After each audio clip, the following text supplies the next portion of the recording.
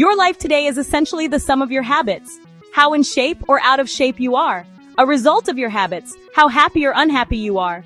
A result of your habits. How successful or unsuccessful you are. A result of your habits. We often convince ourselves that massive success requires massive action. We look for the one big breakthrough, the single event that will change everything. But this is rarely how real, lasting change occurs. The truth is far more subtle, and honestly, far more powerful.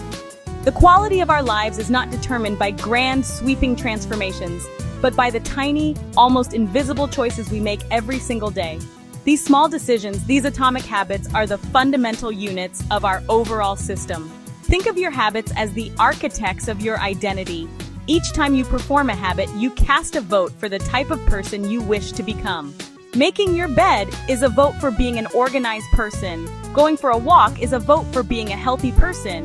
Reading a book is a vote for being a knowledgeable person. These individual votes may not seem like much on their own. One workout won't transform your physique. One healthy meal won't make you fit.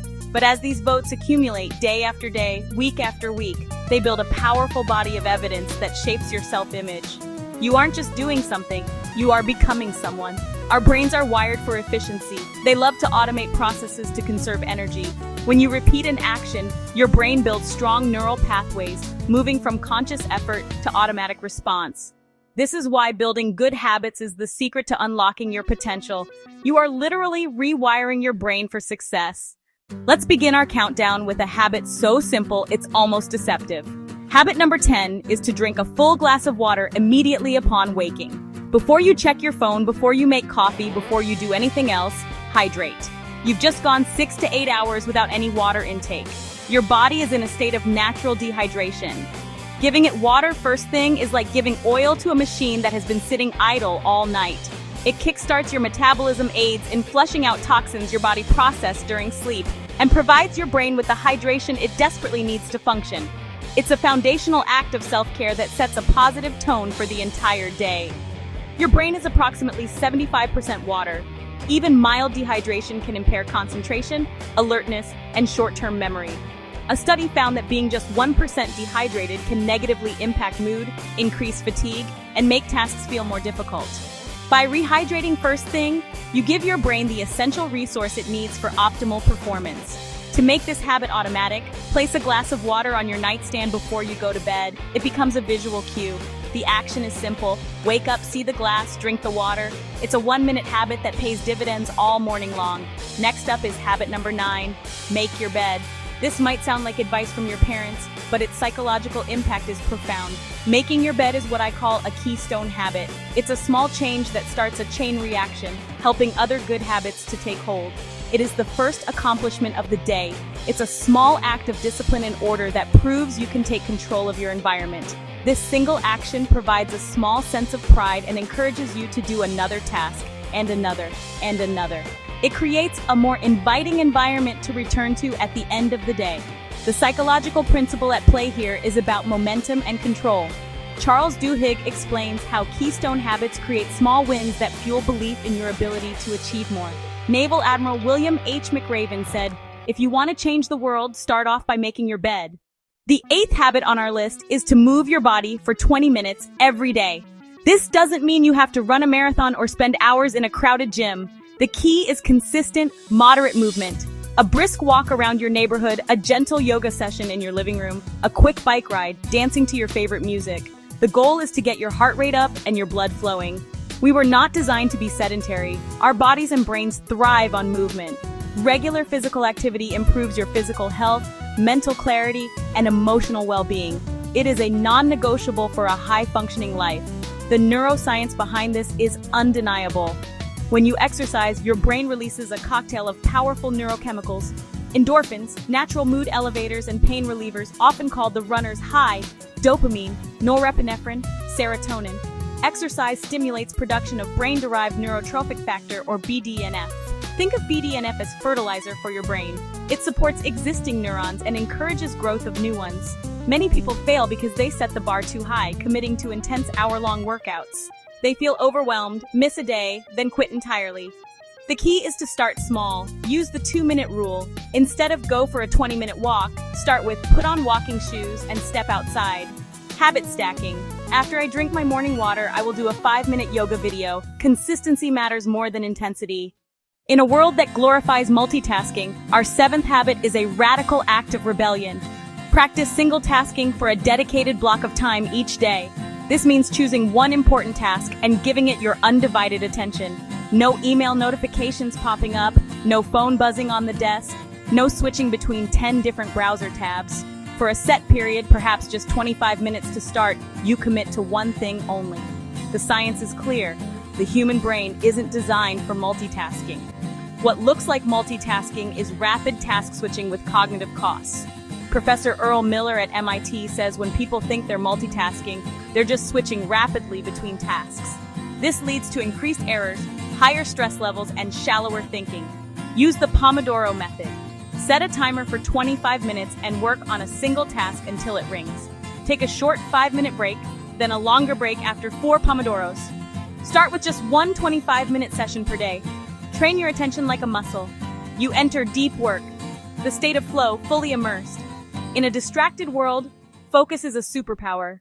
Habit number 6 is to get at least 15 minutes of direct sunlight exposure each day, preferably in the morning.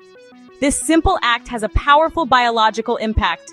For most of human history, we lived our lives outdoors, but today many of us are under artificial light. Homes, cars, offices. Reconnecting with the sun recalibrates your body's internal systems, the science, circadian rhythm, your 24-hour internal clock regulating sleep-wake cycles and hormone release. Morning sunlight is the strongest cue to synchronize it. When light enters your eyes, it signals your brain to suppress melatonin. You feel more alert during the day and sleep better at night. Sunlight also triggers vitamin D production, important for immune function and mood regulation. Now, our 5th habit, read 20 pages a day. Not social media feeds, not news headlines. Engage with a physical or digital book. Sustained reading. Reading is to the mind what exercise is to the body. It exposes you to new ideas, different perspectives, richer vocabularies. Learn from accumulated wisdom, travel to different worlds, understand the human experience more deeply. 20 pages a day adds up to roughly 20 to 30 books a year. Reading activates brain regions for language, memory, and visual processing, strengthening neural circuits. To make this habit stick, choose books you genuinely like. Leave the book visible and make it the easy default over mindless scrolling. The 4th habit is one of the simplest yet most transformative practices you can adopt. Write down 3 things you are grateful for each day. This is not just about thinking, it's the physical act of writing that matters. This practice forces you to consciously scan your day for positives. It could be something as small as the taste of your morning coffee, a kind word from a colleague, or the feeling of the sun on your skin, or something larger, like the health of your family or a personal accomplishment. The act of seeking out the good systematically retrains your brain. The science of gratitude is robust and compelling. Our brains have a built-in negativity bias, a survival mechanism that makes us focus on threats. Practicing gratitude actively counteracts this bias. Regular gratitude strengthens neural pathways associated with positive emotions. Dr. Martin Seligman conducted a study where participants wrote down 3 good things daily for a week. 6 months later, these participants were measurably happier because the practice had rewired their perspective. To start, get a dedicated notebook and keep it by your bed. Make it the last thing you do before sleep. The key is specificity. Instead of "I'm grateful for my family," try "I'm grateful my partner made me laugh with a silly joke." This habit costs nothing, takes less than 5 minutes, and has a scientifically proven effect on happiness. It shifts your focus from what's missing to what's abundant. In our hyper-connected world, our 3rd habit is crucial mental hygiene. Disconnect completely from all screens for 1 hour daily. No phone, no television, no laptop, no tablet. This is your time to be present in the physical world without digital inputs. Read a physical book, listen to music, go for a walk without your phone, talk with your family, work on a hobby, or simply sit in quiet reflection. The purpose is to give your brain a break from relentless stimulation and information overload. The neuroscience is rooted in attention restoration theory. Our directed attention is finite. When depleted, we feel mentally fatigued. Less stimulating environments allow this attention to rest and replenish. Constant connectivity keeps our brains in high alert, triggering cortisol and dopamine systems. A powerful way to implement this is creating a digital sunset. Choose a time each evening and make that the cutoff point for all screens. This improves sleep quality. Blue light from screens disrupts melatonin production. Disconnecting an hour before bed signals your body to wind down. Create a designated charging station outside your bedroom to reduce temptation. At first, this hour might feel strange. Your brain might resist. Push through that discomfort. Use the time to rediscover analog activities. This daily hour invests in your mental clarity, creativity, relationships, and well-being. The second most impactful habit you can build is to take 5 minutes each evening to plan your next day. This is not about creating a rigid schedule you're bound to break. It's about creating clarity and intention. Before you finish your workday or before you go to bed, take out a piece of paper or a notebook and write down the 2 or 3 most important tasks for tomorrow. These are your most important tasks, MITs. By defining priorities in advance, you eliminate decision-making friction in the morning. Your willpower is best used for execution, not deliberation. This uses the Zeigarnik effect. People remember uncompleted tasks better. Unfinished tasks create cognitive load and mental tension, causing stress and sleep trouble. Write down how you'll tackle tasks tomorrow and you offload them from working memory. You tell your brain, I have a plan. You can let it go now. Keep it simple. Don't make a 20-item list. Identify 1 to 3 tasks. That, if done, would make the day a success. This forces prioritization and focus on what moves the needle. Use time blocking. Assign a calendar block for each MIT. For example, 9 o'clock to 10:30 a.m. Write first draft of project proposal. That creates an implementation intention, making follow-through far more likely. This 5-minute evening ritual is a high-return investment. It transforms mornings from reactive and chaotic to proactive and focused.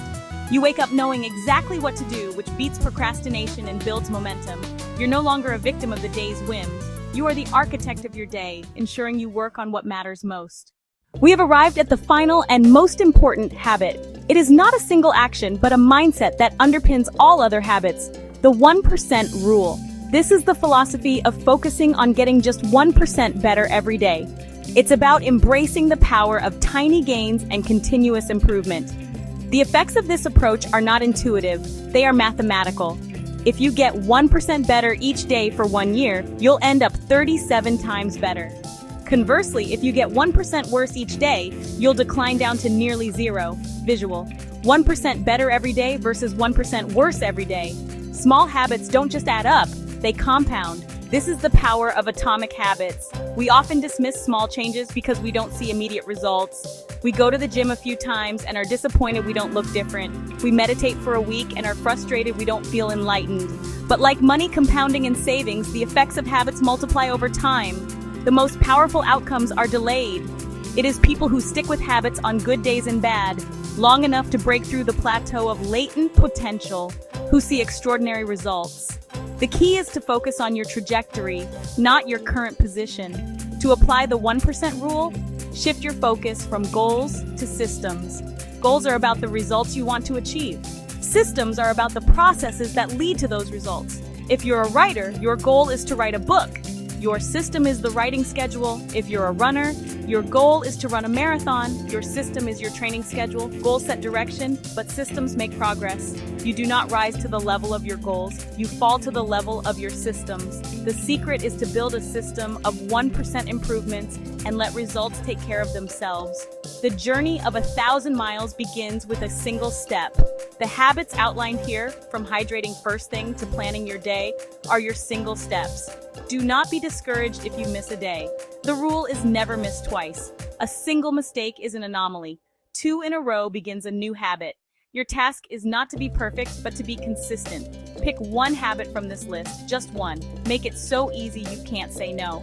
Do it today, then do it again tomorrow. Focus only on winning the current day.